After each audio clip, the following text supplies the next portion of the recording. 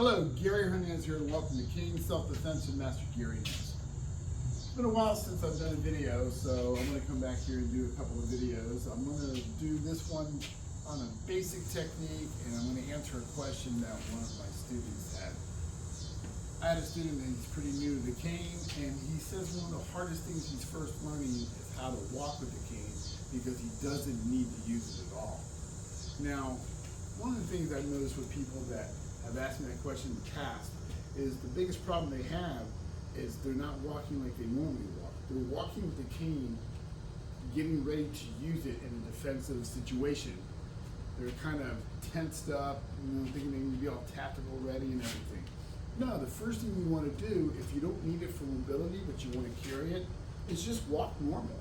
Once you have the cane, no matter what cane it is, and you got it to your height and how you want to carry it, and the kind of cane you want to carry, just walk normal with it, that's all. Doesn't matter if you're walking and you're putting it down every 3-4 steps, or if you're just walking normal and gradually moving it, or even if you're carrying it. It's your cane, it's not going to get you in trouble unless obviously you start beating somebody up with it, so just be natural and stroll with it. Don't automatically think you're walking it tense down, I get tense, I got to be ready to go. That will come in your training. Now I'm going to show you a couple of different things you can do while you're walking. Just as some basic techniques I've shown you many times in the past. Give me a hand is going to be Mr. Bob. I'm going to have Mr. Bob stand down here as though he's somebody that's a little sketchy. And I happen to be walking. Right now we're walking in a very tight area. So we're in this little plaza walking, and I'm going to make sure we're right outside our school. I want to make sure that, yeah, I'm in a tight area, so I'm going to make sure I don't hit the walls, hit a vehicle, and obviously hit somebody by accident. But if I see somebody that's a little sketchy, one of the things I can do is actually change my direction, and I can walk between the cars to get away and stuff like that. If they start chasing me, then I'm going to do something a little bit different. But notice I have the cane in my right hand. Another thing I can do, if he's coming toward me, is I can switch my cane, nod my head hello, kind of look over my shoulder, and I can keep walking.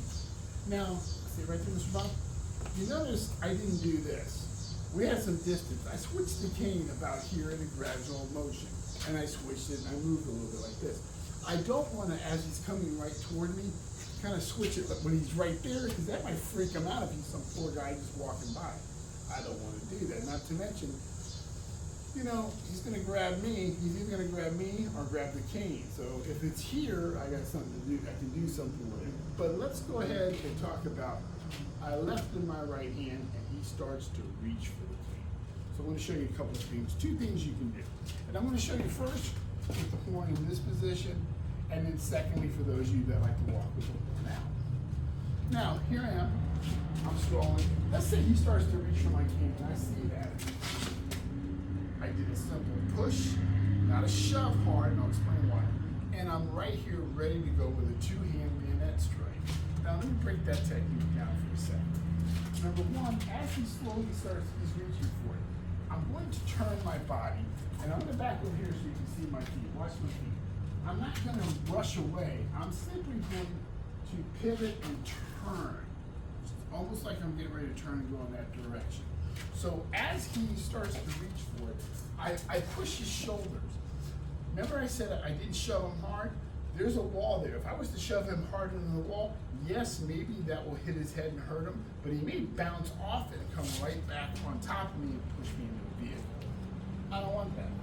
So as we sit here, as I push him, I brought the cane up. Now, slow that down. He went a little fast. I'm going to go slow. Sorry. As he's reaching for it, as I push it, don't force me to go fast. I turn. The cane comes up. Those 2 hands get on it. Now, his ribs are here. I'm only about a foot away, so it doesn't feel like I'm going to have that power, but I would because I'm going to do hip and shoulder movement and jam it into him, that tip into his ribs, and then I'm going to move. Now, my hand is up here, so I'm going to show you how I get down to here. So, as I'm walking and he goes to grab it, as I push, and I did that a little faster, I turned, and I slid my hand down. I'll break that down. He's reaching. As I push him, I turn and I slide my hand down and I grab it. It's that simple. Boom. And I'll kind of do this a little bit fast. I'm going to back up a little bit. So as he goes for it, he goes for here. and bam, there it is. And then I can move. Another thing I can do, if I want to maybe pop him in the head, and we're going to back up a bit, he's throwing toward me. He comes in, he reaches for it. Right here, I'm stopping obviously because I don't want to hit him in the head. And I'm going to pop him. Understand when I said pop him, I'm not crushing his skull because I'm not getting a very solid, hard, two-handed swing, but I want to give him a quick pop to stun him and allow me to either get away or follow with something else. Now, what I'm doing is, as he reaches for that, I say pivot again, and look at this. I'm going to bring it, because there's a vehicle here, I'm bringing it up to here. As I bring it up, and I'm bringing it down. So I'm simply going like this. So one more time. He reaches for it, I push it, I'm in tight places, I know there's nothing here, it comes around and it hits him in the head, and then I move and I can do something else. So I can do that technique and get away. Now we have the crook to the outside. Same thing, I'm walking, he reaches for it. Now I simply do the same thing. The pivot's the same, the lifting of the cane is the same, but I don't need to shift my hand down because the way my hand's positioned, I'm going to anchor it here, and it's going to allow me for a thrusting, and I'm going to have that assisted hit. So again, we're here, push, and there's his ribs. We'll break that down slow. He comes in, as he reaches, I push, turn, grab, keep the hand here, and again, hit, and I move. Can I do that swing over? Yes, I can. You may not have the control here because here it may start to want to go down a bit because of the leverage and the way the position of the horn. That's fine because you're really going to do it hard. But for Mr. Bob, I'm going to go slow so we don't pop him in the head. So as he reaches for it, and boom. Now, I did this as I came to, I caught him a little bit here. Again, when you're holding like that, it wants to drop. I nicked this as I was coming over. So you gotta also make sure that when you hit something, if I'm going faster, this time I'm gonna go faster. I'm gonna keep it away from his head. Back up just a hair. So as he reaches for it, and I'm gonna kind of bring it here, since I don't want to hit him. I'm coming around, and I'm trying not to smack him right in the head. Again, when you swing like this, you don't have that, because that curve, it starts, when you're holding that cane, it starts to drop. Here you have more of a solid hit. So remember that when you're practicing with your partners. So either way, from here to here, it's all about that push off, that turn, and that pull. And it's like this, that push off, that turn, and that positioning to blast him. Remember, don't shove him super hard into that. Yeah, if you want to slap his head into the wall, that's great. But understand, he may hit it, bounce off, and fall onto you.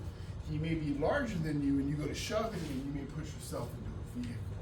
So, and again, when you're walking, get comfortable of just turning the cane. So just walk normal and enjoy using your cane for mobility and as well as training and self-defense. So thank you very much. If you get an opportunity, subscribe to our channel, please. It does help us grow. And we will see you guys very soon. Thank you, Mr.